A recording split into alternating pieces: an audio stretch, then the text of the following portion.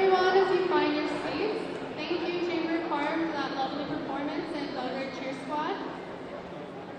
At this time, I'd like to introduce these wonderful people who are standing behind me, who have been instrumental in making this Day of Caring a reality this year and adding new things. So we have Kirsten Miller, our Vice President. We have Cassidy Catron, our Secretary. Kayla Jennings, who you already met, our President. And then Remy Gaworkowitz and Elizabeth Gilbertson, who have come on this year and been wonderful.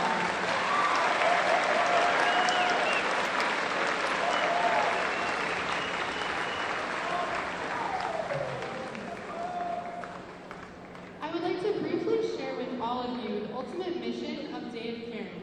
Miss Nesbitt brought the concept along with her when she came to teach at Belgrade. And each year, the new NHS leadership team has the opportunity to add on to it. But the basic goal is to show how community service is not something to resent, but rather something to celebrate. In order to achieve this goal, we first provide unity by all wearing our t-shirts or stickers. Second, we aim to inspire and engage you all at this assembly. Third, we serve our communities alongside our friends, peers, and teachers. And finally, we celebrate with lunch and games in the afternoon. That's why we do all of this. This structure is to provide everyone with the opportunity to see how volunteering is both an act of kindness and civic duty. With that being said, could I please have each of the Belgrade National Honor Society members stand to be recognized?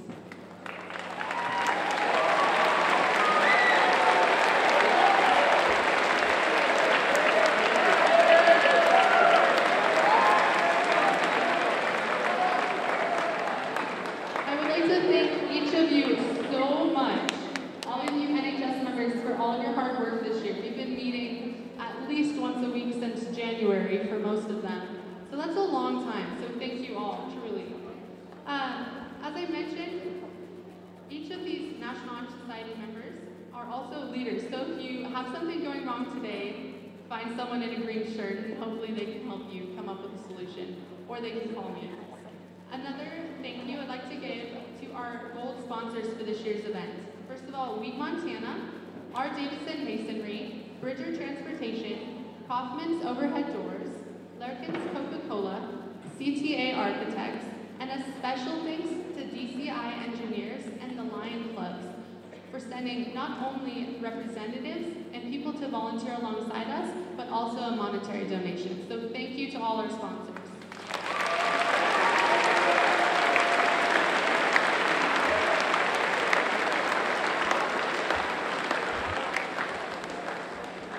My final thank you, Ms. Nesbitt and Nelson, could you come on up? They didn't want to come up, but they're so incredible. Can we give them a round of applause, please?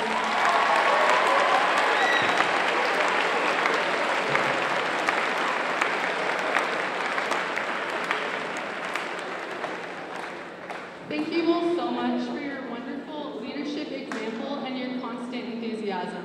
We really could not do it without their guidance and them being such a stable influence on all of us. So thank you.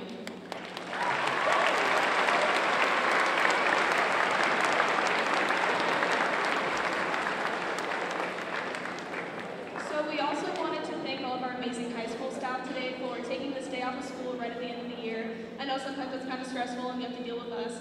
So we decided on behalf of Blue Valley, who donated 5 $50 gift cards, that we would put all of your guys' name in a bucket. We would draw 5 winners, so you guys will win those gift cards, and at the end, you guys can just come up real quick and grab them before you go to your projects, or you can find them throughout the day and I can give them to you.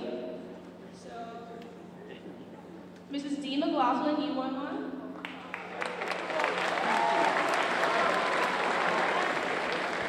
Our amazing janitor, Rodana. Miss Tucker.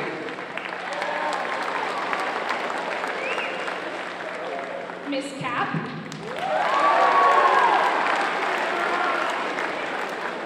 And lastly, Mrs. Coleman.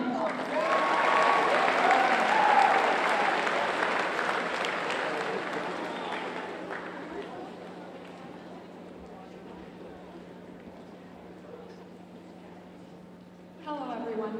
Today I have the honor of introducing you to to our guest speaker, Aaron Linsdow.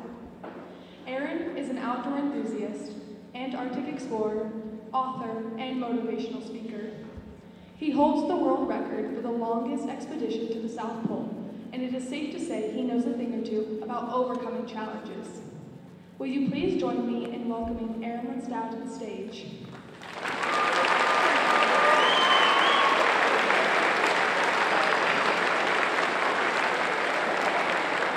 How's everyone doing this morning?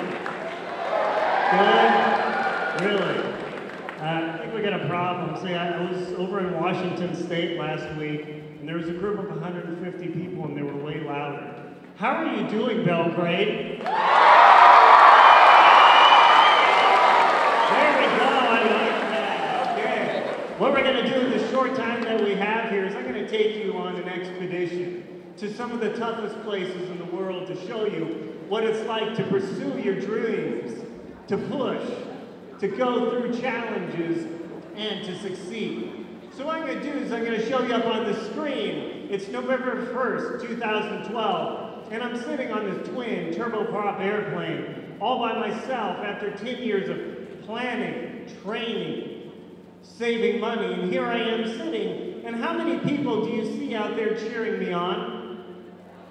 One. All right. So when you watch those TV shows and they see those big banners and everything, it's totally not like that. So often when you're working hard at night and you're studying, there's nobody cheering you on. You have to cheer yourself on, and that's what you learn in this experience.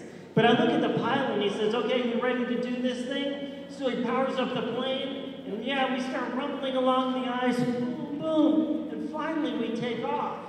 And we get in the air and we begin flying over Antarctica, and I start getting a sense of just how big this place is. And you can look outside and you can see it's just ice and mountains. And I look down and you can see those slashes in the ice. And I look over and I talk to the flight engineer and I ask him, hey Mike, what are those things?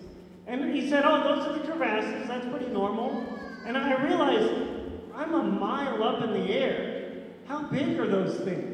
And I asked the flight engineer, Mike, how big are those crevasses? And he looks over at me and says, Aaron, you could drive a freight train into those, and it would disappear and no one would even know. And I asked him, and I might be skiing over those things? Better you than me. So all of a sudden I started to get stressed out. We began flying around and we head to this place called Hercules Inlet. And we come down and the plane hits that ice, bang, we start rumbling along. And I stop and we get ready and I get excited. But the pilot, he powers back up that plane. And all of a sudden, we come back in the air and hit down. And I get panicked, like, oh, is this one of those psych maneuvers? And he said, no, Aaron. When that plane hits the ice and begins skidding along, those skis will melt the ice even though it's minus 40 degrees.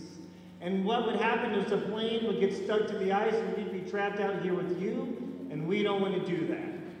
So I have a moment of panic, like, oh wow, this is pretty crazy. And so the flight engineer, he goes over to that door handle, he grabs that door handle, and he looks at me and he says, hey, are we ready to go? Has anybody seen the movie The Martian? Yeah? Do you remember that airlock scene where the plane explodes? Yep, he opened that door and boom! Within seconds, the temperature drops 60 degrees in that airplane. So they begin hauling me out with my food, fuel, equipment, and supplies, 70 pounds of butter, everything I need to survive in Antarctica. And there I am, and the wind's blowing around. And the pilot said, hey, there's a storm coming in. We got to get out of here pretty quick. So we shake hands, we do the selfie thing, and that's about it. They hop back in that airplane. They begin powering it up, and it begins rumbling along the ice. The pilot looks out, gives me a salute, and they power up that plane, and boom, it takes off into the air and flies to the horizon. You hear that roar into nothingness. And there I am standing alone, and I realize I've been abandoned on the edge of Antarctica.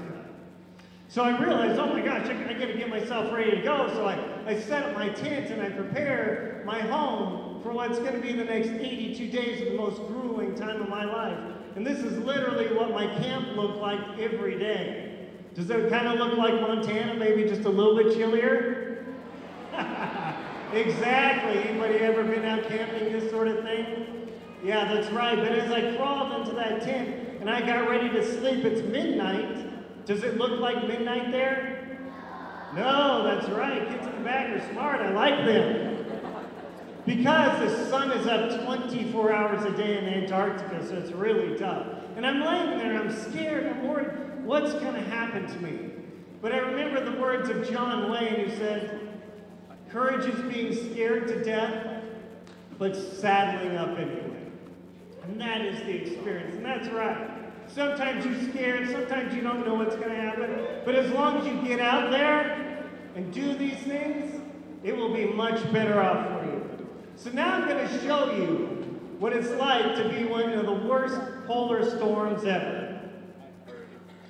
This is how bad it is outside.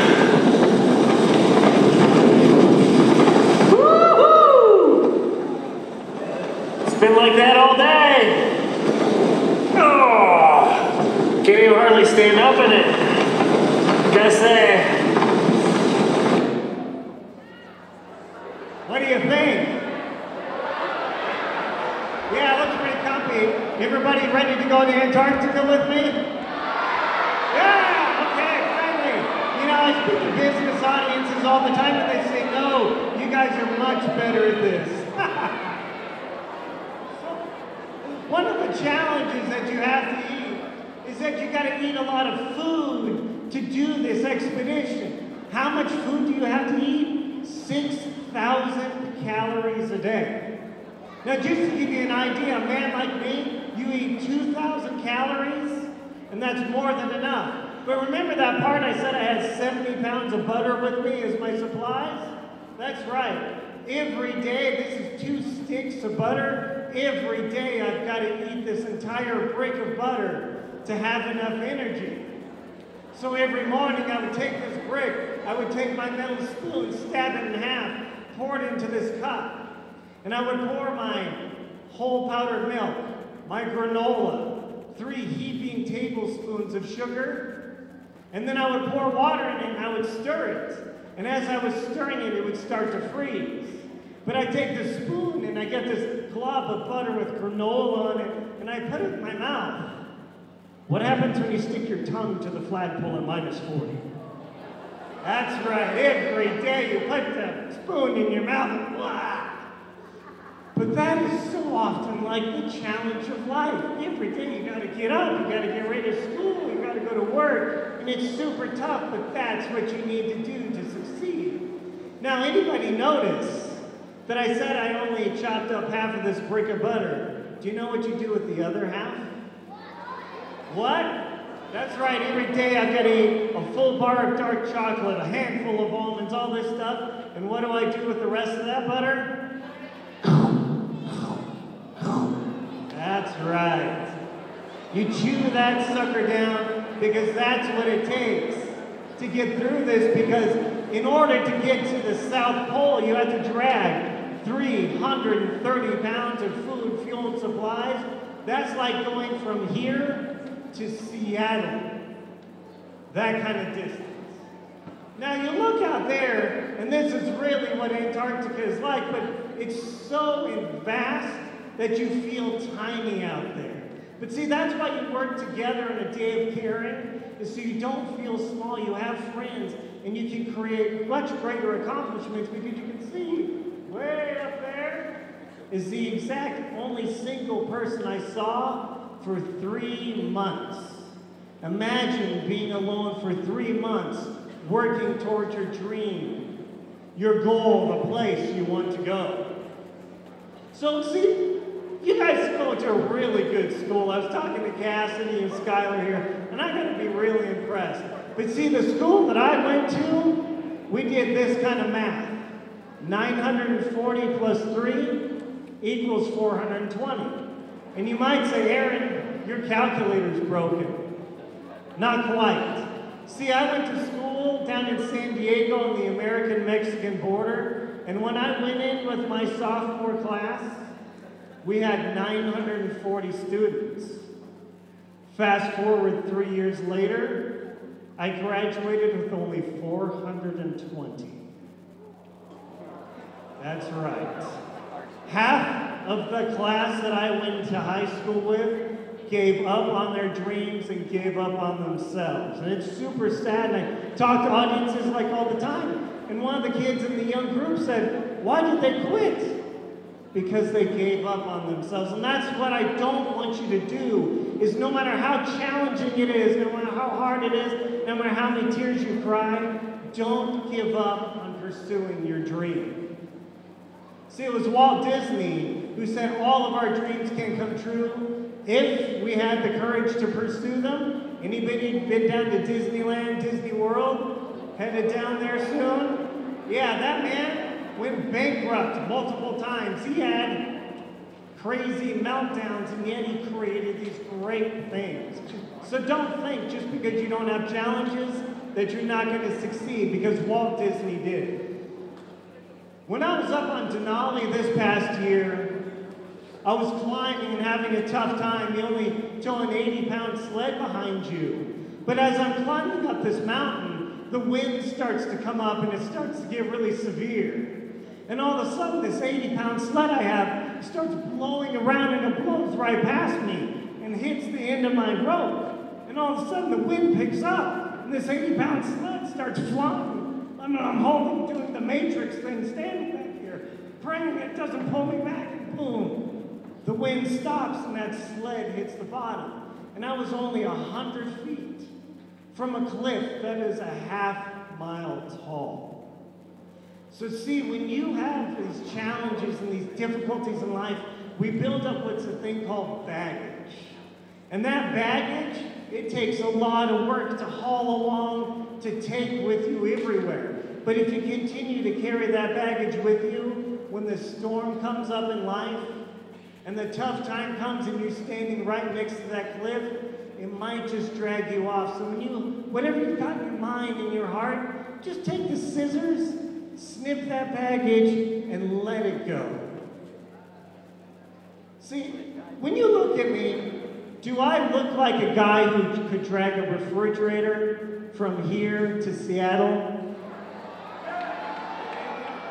Maybe, maybe not, I don't know. But I did. So see, this is another challenge I have. Did you know I have asthma? Yeah, a couple people looked that up. That's right. If anybody has asthma or physical difficulty, would your parents ever let you go do something like this? No way. And yet, that's right, yeah. And yet I did. Because I'm here to tell you that no matter what kind of challenge you have, physical, mental, emotional, I tell you right now, you can do some incredible things. See, one of the big challenges is, though, not everybody will believe in your dream. Because when I told my friends and family, hey, I want to go to Antarctica, this is a dream I want to do you know what they told me? You shouldn't go. That's too dangerous. Why spend the money? And so my parents, my friends, and my family, they love me and they care about me, but they just don't want to see me fail and get hurt. And I got to tell you today that when you have your dream, and whatever that might be, some people will say, you know, you shouldn't do that. Trust me, follow your dream. And I was glad that I called my grandfather. He's 92 years old right now. He was actually in the internment camps during World War II. And he was the only person I called up and I said, hey, Grandpa, do you think I should do this? And he said, Aaron, look, I'm 92 years old. The most exciting thing that's going to happen to me today is I'm going to fall asleep watching NASCAR. So if you're going to do whatever you're going to do, go do it while you can. You will never regret it. Can anybody see the horizon there? No. Cassidy, could you come up real quick? Okay. What I'm going to do is I'm going to show you what this is like. So this is the compass that navigated me halfway across the continent. Okay? So Cassidy, come up here. Can you put this in front of your face? Okay, and I'm going to give you this compass. Right? And Can you see where we're going? No. Okay. Could you take us all the way to Seattle just doing this? Doubtfully. Doubtfully. But if you had the right training and courage, could you do it? I hope so. That's right. Thank you very much, Cassidy.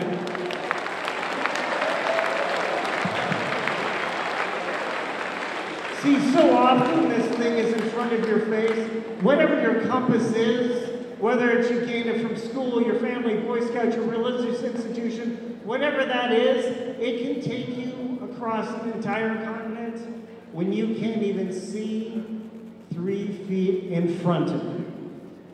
So what I want you to do now is I want you to repeat after me. I can do something great. I can do something incredible. That's right. Whatever it is, whatever you want to become, an astronaut, a parent, a teacher, a construction worker, whatever you have in you, I promise with enough work, you can achieve your dream and your goal.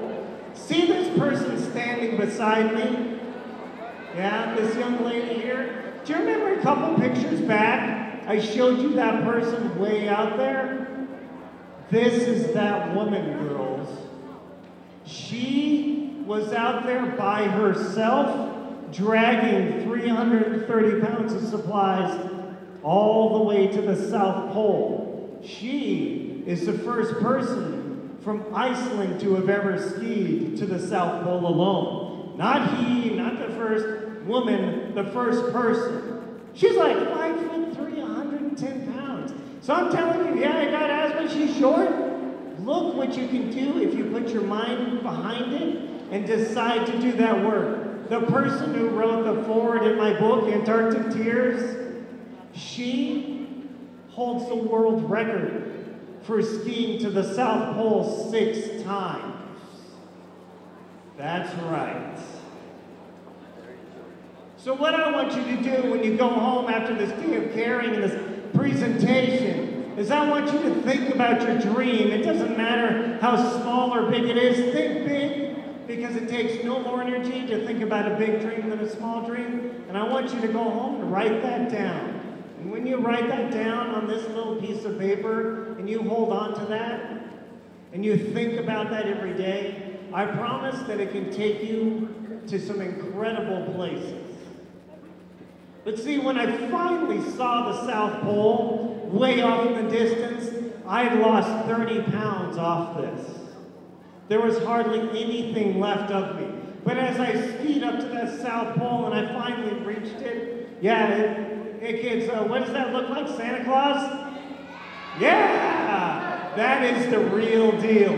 But when I finally reached the South Pole and I touched it, it was the most spectacular moment of my life. It took 10 years of work, training, planning, doing, and saving, but I was able to do it because I believed in my heart that I could. So now, before I finish, I hope I've inspired you and showed you that just because whatever challenge you have in life, no matter how tall, how big, how small you are, you can do some incredible things. And so what I'm going to do is I'm going to show you the type of training that I have to do when I'm planning to go to the North Pole and across Greenland. All right, hi there. I'm doing a little polar training. It's pretty warm in Jackson Hole today, but there's still ice on this pond, and one of the problems is when you're in North Pole and heading for the North Pole, you might fall through ice. So there's some training I'm going to try and do with spikes, pulling myself, and just psychologically deal with this.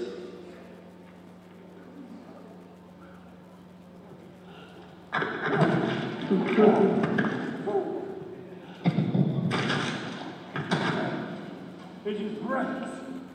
Come on.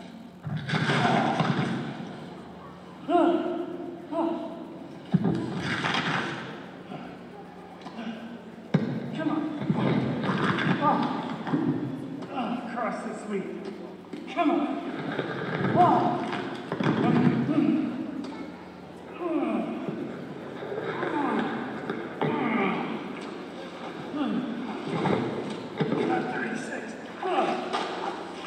That's training for doing things you don't want to have to do, but sometimes you gotta do them in life.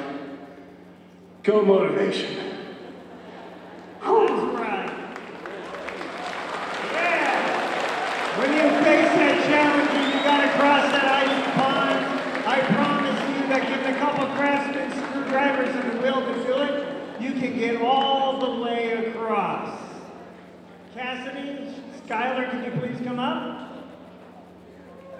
Come on up, ladies. I want to both present you with a copy of my book, Antarctic Tears.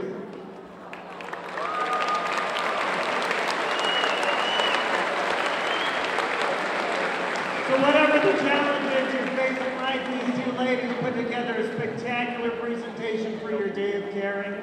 And the whole team worked tirelessly to bring you all to this event. And that just gives you a taste of what you can do when you focus, work hard, and do things together. Thank you very much for having me, Belgrade.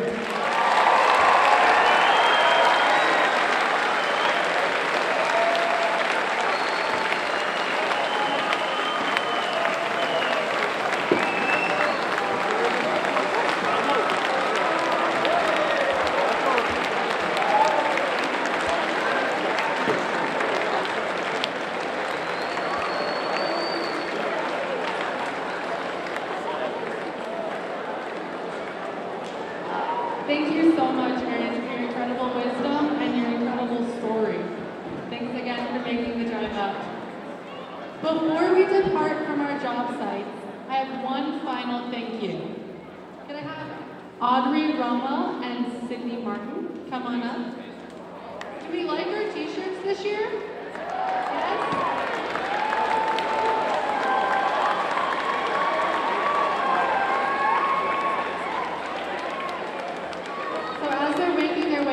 So this year we decided to do a competition for the design for the t-shirt, and there were so many incredible submissions that we decided to pick two. So the front design is by Audrey, and that's the flower, and then on the back you'll notice that there are mountains and trees, and that's drawn by Sydney.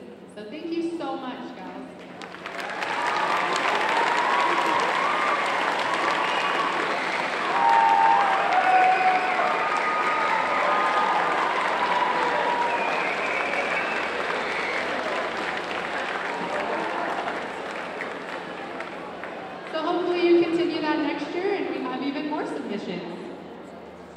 We'd also like to thank Hands On T-Shirt Company for providing the t-shirts and for helping us to design them and bring their creation to life.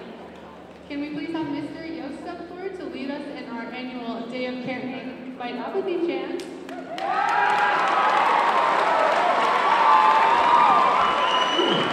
been a while for me.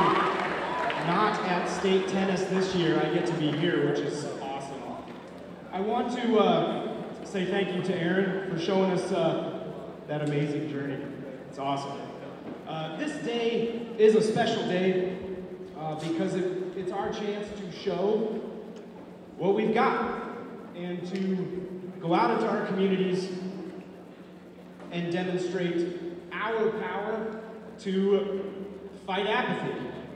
For those of you new to this thing, apathy by definition is a lack of emotion, a lack of care. And today is our day of caring. And so before we get to our buses and get out to our locations, before we use our hands, use our muscles, use our smiles, use our voices to show people that we care, I want us to take a moment to put some power into the air above this space. So here's the chant. All together, we're going to have to make a nice fist with our right hands. And all together, we're going to say really powerfully, fight. And then we're going to get a nice little pause. There's power in that silence. And then we're going to say apathy. And we are going to, all together, 3 times, shout, fight, apathy. And I would encourage you to stand up to do this. The power is so much more.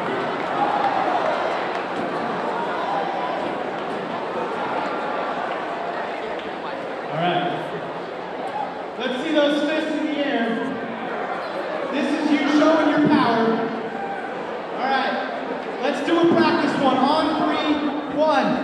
2, 3, 5. Apathy! All right, you got that pause in there. Okay? All right. 3 times now. Let's do it for real. You ready? 1, 2, 3. 5. Apathy! 5. Apathy! 5. Apathy! Thank you, Belgrade.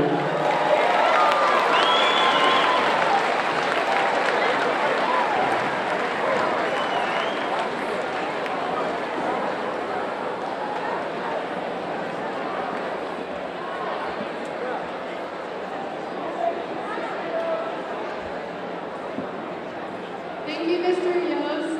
Before we head to our buses or walk to our final destination, I'd like to announce that we have a Snapchat filter this year. And it's for the high school, the middle school, and Tech Quad. So we're very excited about that. We also encourage you to post on other modes of social media with hashtag Day of Caring 2018 or hashtag DOC 2018.